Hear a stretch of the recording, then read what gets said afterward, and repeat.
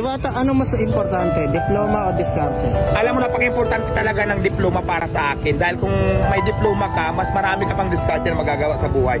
Pero kung wala ka naman diploma, nasa tao na din talaga, depende na yan sa diskarte mo kung paano mo iangat yung sarili mo. O yung mga gusto magnegosyo, tuloy nyo lang yan. Kung hindi man kayo siguro palarin niya yun, wag lang kayo sumuko. Kasi hindi kasi lahat na nagbe-business at nabibigyan ng pagkakataon na talagang nag-boom agad yung negosyo na. Kasi ako, bago makilala yung tindahan ko, marami ng business talaga na nalugi din ako. Kaya lang hindi ako nagpatalo doon kasi nangyayari talaga yan. Kasi ang business talaga parang sugal yan.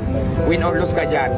Pero sa bawat talo mo, kapag katalo mo sa negosyo, hindi mo dapat iniisip na huwag ka na magnegosyo. Kasi di ba, ang swerte kasi talaga biglang dumating yan sa tao. Kung hindi pa para sa iyo, hindi pa para sa iyo.